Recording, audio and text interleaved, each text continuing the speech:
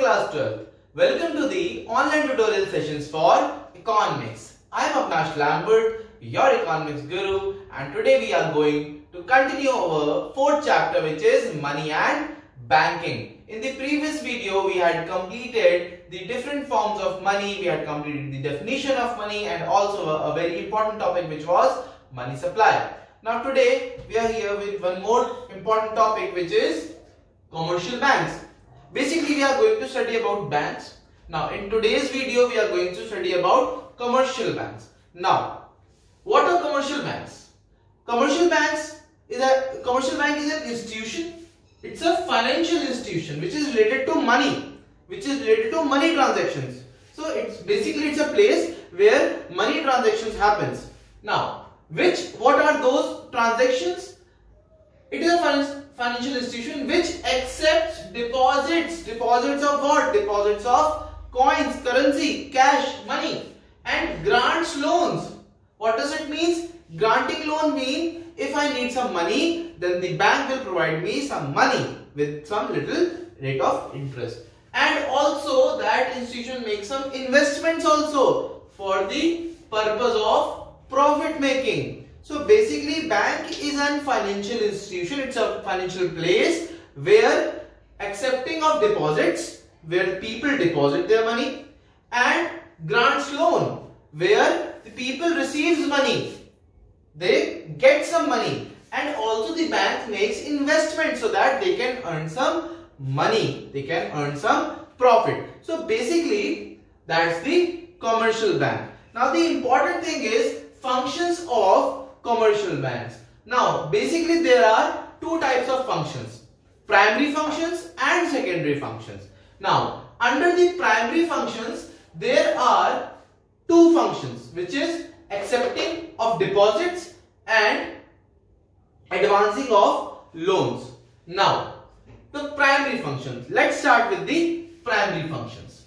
First function is accepting deposits. Primary function means the most important functions of a commercial bank, and under that important function, the first important function is accepting deposits, where the public deposit their money into the bank. Now the most important function of commercial bank, this is the most important market, it is the most important function of commercial bank.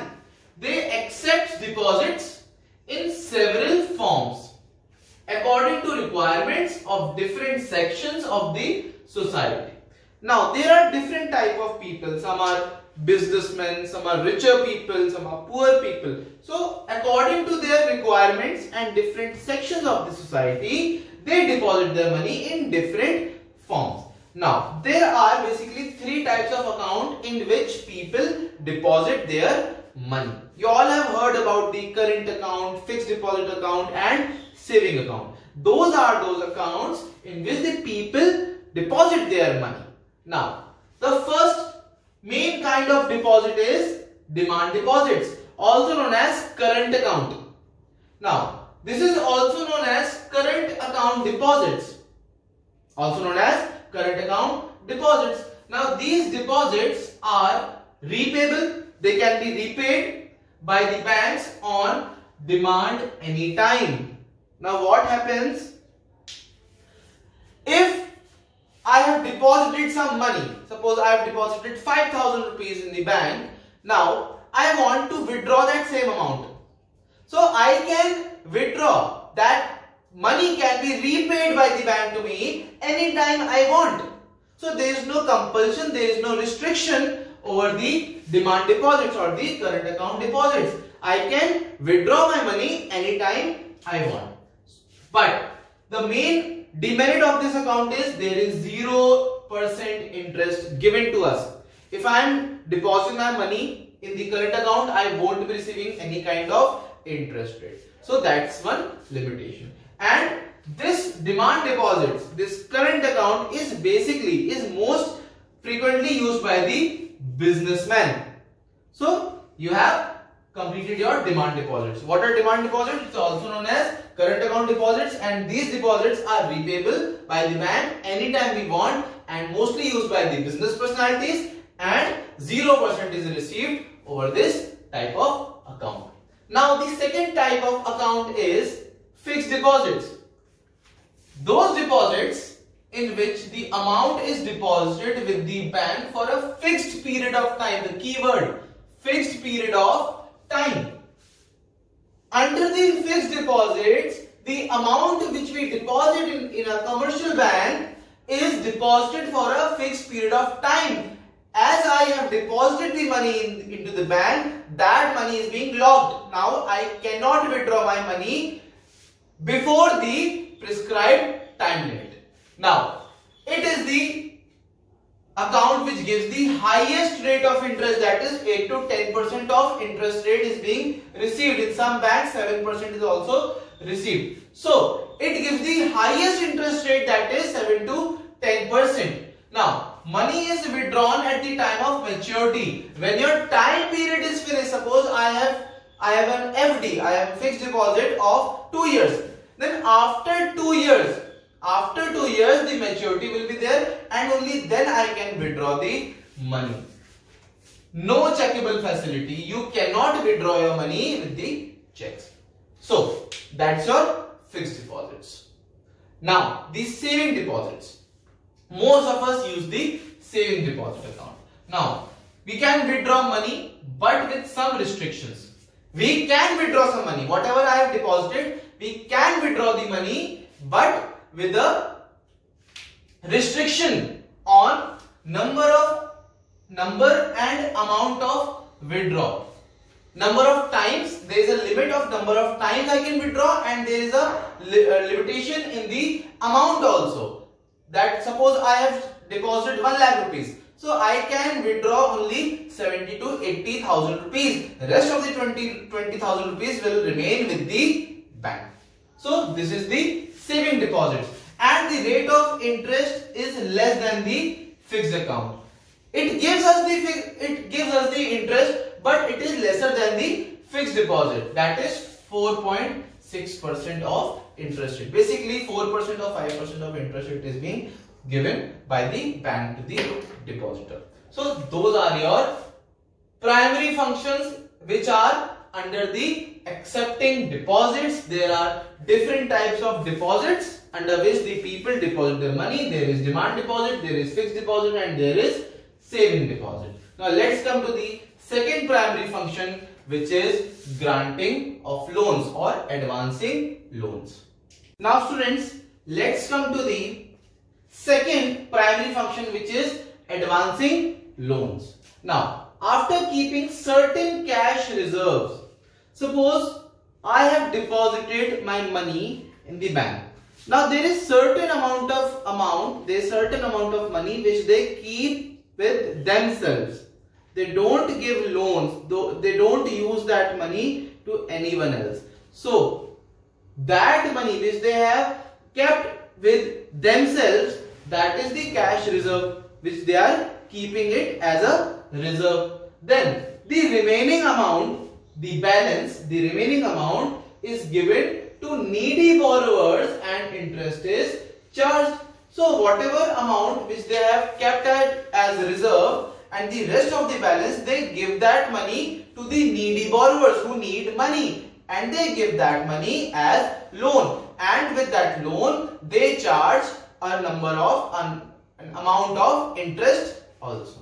So that's how the banks earn profit. Now what type of loan they provide?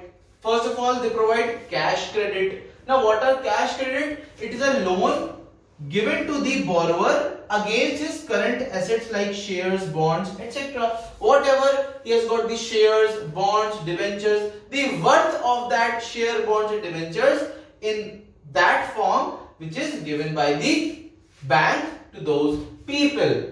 Now second is demand loans. It is a loan which can be recalled on demand by the bank at any time.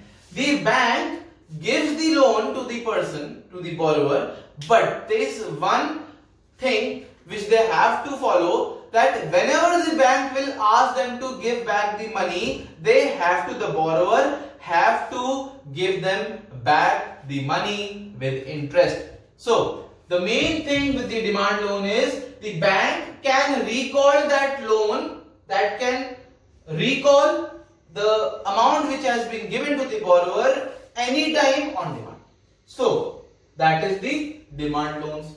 Now, short-term loans and long-term loans. These are the loans which are given by the commercial bank to the borrowers for a shorter period of time and for a longer period of time for keeping some collateral security. Anything. Security can be in the form of property or the shop or the papers of the house. So these could be used as the collateral security, and these loans are given in the form of short-term loans for a shorter period of time, and long-term loans means longer period of time. So let's come to the next function, which is secondary functions. We had completed the primary functions. Under the primary function we have studied the accepting deposits. Under the accepting deposits we had covered the demand deposits, fixed deposits and saving deposits, and also we have completed the advancement of loans or advancing loans, under which we have studied about the cash credit, demand loans and short and long term loans. Now it's time for the secondary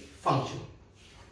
Now students, let's start with the secondary function. In the secondary function there are several different functions. The first sub function of secondary function is overdraft facility. Most of you have already know about the overdraft facility, but still let's study overdraft facility. A customer is allowed to overdraw his current account up to an agreed limit.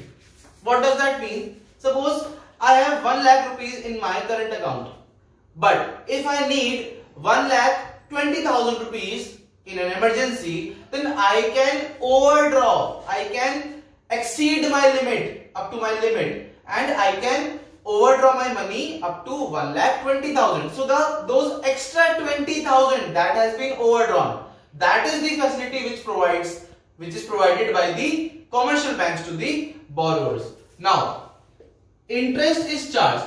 That 20,000 rupees which I have overdraw, I have to give interest to the bank because I have used their service of overdraw. Therefore, I will be giving them some interest, and this facility is only for the reliable customers, not for everyone. Those who are having their account from a longer period of time, those who are having lots of amount in their bank accounts, or those people who are having daily transactions of money in their accounts. Only those people, only reliable customers are allowed to use the overdraft facility, in which I can overdraw my current account. I can withdraw more than the limit which I have. I can withdraw that. Now, second one is discounting bills of exchange. This is also, you have already learned about it, but still let's study about it. The holder of a bill of exchange can get the bill discounted with bank before the maturity. Suppose somebody has given me the bill. He has not paid me. He has given me the bill. But I need some money. So I will go to the bank and I will discount that bill of exchange. So the bank will discount it for me. They will give me the money, but they will have some charge over it. They will take some money, a very little portion of that bill.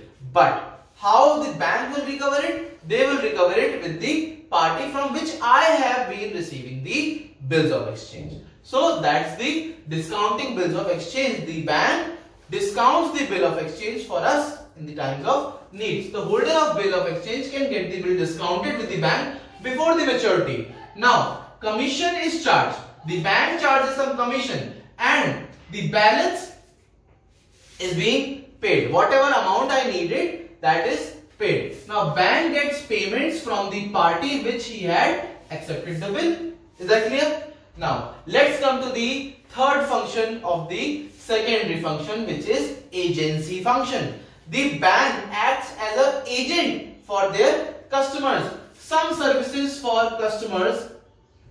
In the agency function, the bank provides some services for the customers and bank charges some sort of fee from their clients. Is that clear?